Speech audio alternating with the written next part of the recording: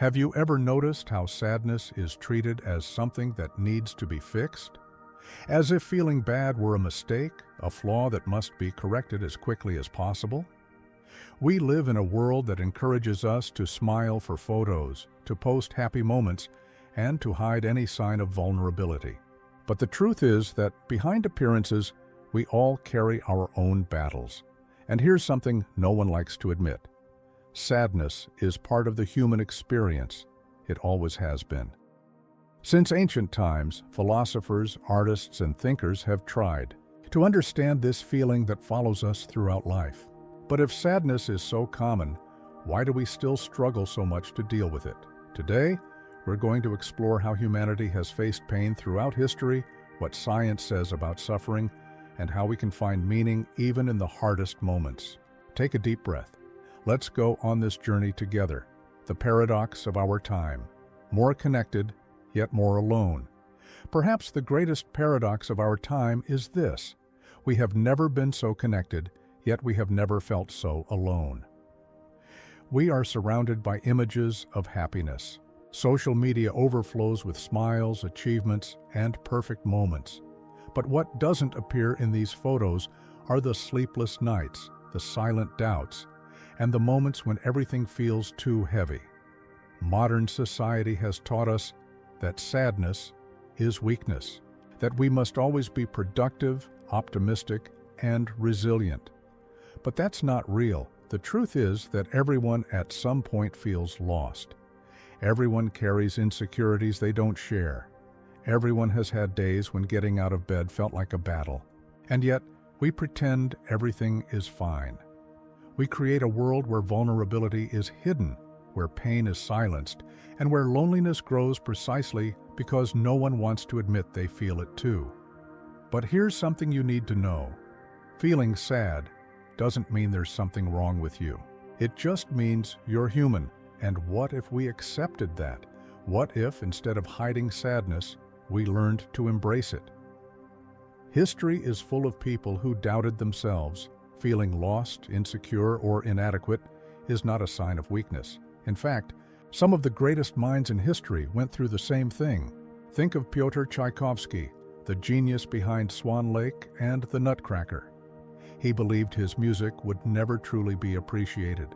He felt small in the face of the world, as if his talent wasn't enough. Today, centuries later, his compositions still move millions of people.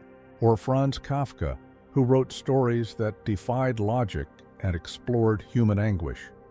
But he himself didn't believe in his work. Before he died, he asked for all his writings to be destroyed. Fortunately, his request was ignored, and today he is considered one of the greatest writers in world literature. And Frida Kahlo? During her lifetime, she saw herself as a failed artist, always in the shadow of her husband, Diego Rivera. But time proved otherwise. Today, Frida is an icon, and her art and story inspire millions of people around the world. Even Abraham Lincoln, one of the most influential presidents in U.S. history, once wrote, "I am the most miserable man in the world." And the list goes on. Michelangelo, who doubted his own genius. Florence Nightingale, who revolutionized nursing but constantly felt inadequate. Beethoven, who, even deaf, created some of the most emotional music ever composed. What do they all have in common? They went through moments of doubt, sadness, and uncertainty. But despite that, they kept going, and maybe that's the great lesson. The fact that you doubt yourself doesn't mean you're on the wrong path. It just means you're human. If even the greatest names in history face these feelings, why should you be any different? The question is not about avoiding sadness or insecurity. The question is what we do with them. If sadness were just a passing feeling, would it be easier to handle? If sadness were just a fleeting emotion, something we could simply ignore, maybe it would be easier to deal with. But science has already proven that emotional pain is not just all in our heads.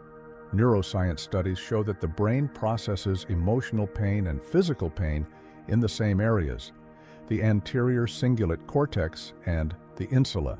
This means that a broken heart, rejection, or loss can activate the same brain circuits as a burn or a fracture. Have you ever wondered why a breakup can literally hurt in your chest? Or why betrayal can cause a physical tightness in your stomach? This is not an exaggeration. Your brain interprets these experiences as real wounds. And here's something even more surprising.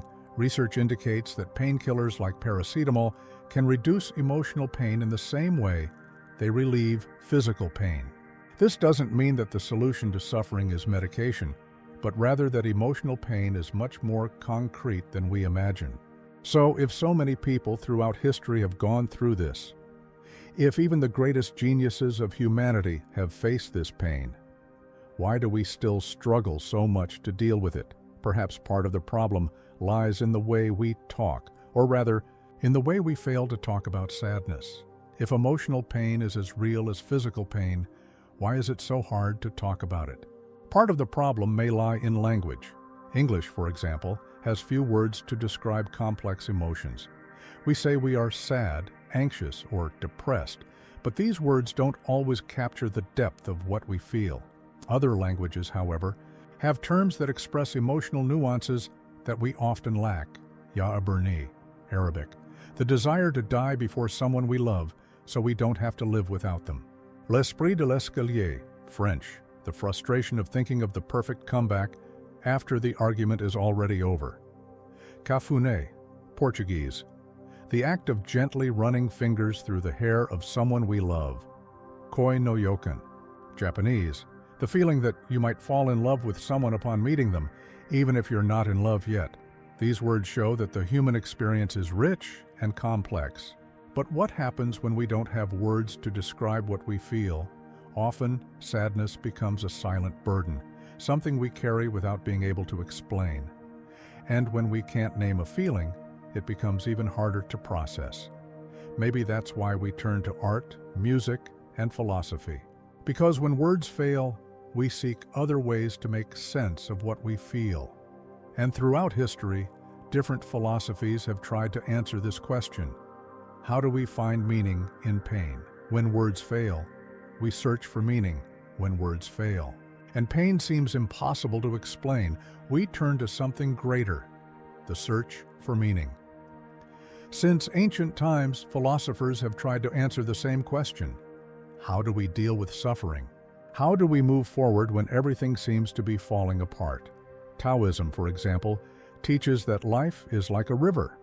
Laozi, one of the great masters of this philosophy, said that happiness is not found in fighting the current, but in accepting the natural flow of things.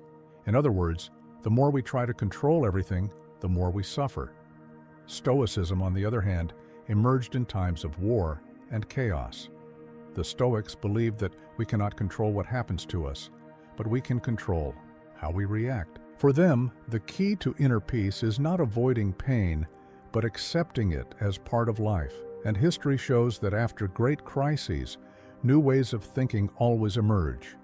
Humanism and the Enlightenment, for example, gained strength after periods of great suffering, such as the Black Plague and wars. It was in these moments that humanity began to question the world and seek new answers. This teaches us something powerful. Pain can be an ending, but it can also be a new beginning. Maybe that's why, even after the darkest periods in history, humanity has always found a way to move forward, and if we look to the past, we'll see that human resilience is far greater than we imagine. If history teaches us anything, it's that pain has never been the end.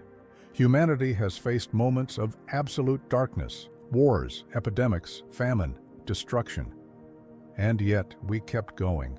Think of the Black Plague, which devastated Europe in the 14th century, killing millions. For many, it seemed like the end of the world. But from that chaos came profound changes, new ways of thinking, advances in medicine, and even the Renaissance, one of the most brilliant periods in the history of art and science, or the 30s. Years' war in the 17th century, which left a trail of destruction across Europe. Yet after this war, the first modern peace treaties emerged, shaping the world as we know it today. The Napoleonic Wars, World War I, World War II, Each of these events brought unimaginable suffering, but they also brought progress, reconstruction, and new ways of seeing life. This shows us something essential. Pain can destroy, but it can also transform. And if humanity has managed to overcome such immense tragedies, what does that mean for us individually? It means that no matter how difficult a moment may seem, it does not define the end of our story. But when we are in the middle of pain, it's hard to see that. It feels like we are trapped in a dark place with no way out. When we are in pain, everything feels dark. Time slows down, the days drag on, and hope feels distant. It's as if we are trapped in a deep cave, unsure if there is a way out. If you've ever been through a moment like this, you know what I'm talking about. Sadness isolates us, makes us believe that no one would understand what we're feeling. And the more we try to find an immediate answer, the more lost we feel. But here's something you might need to hear. You are not the only one who has been in this cave. Everyone at some point has gone through this. Great thinkers, artists, leaders, people we admire have also faced their own abysses. And somehow, they found a way out. How do you get out of this cave? First, by understanding that pain is not a sign of weakness. It is part of the human experience. Then, by accepting that time and the right connections can help us see the light again. Sometimes the way out is not quick. Sometimes we need help.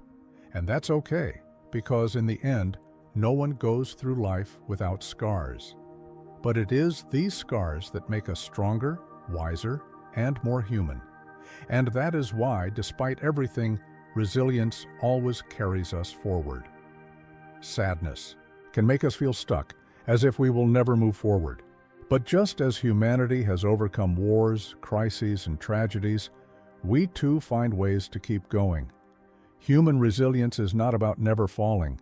It's about getting back up, even when everything seems lost.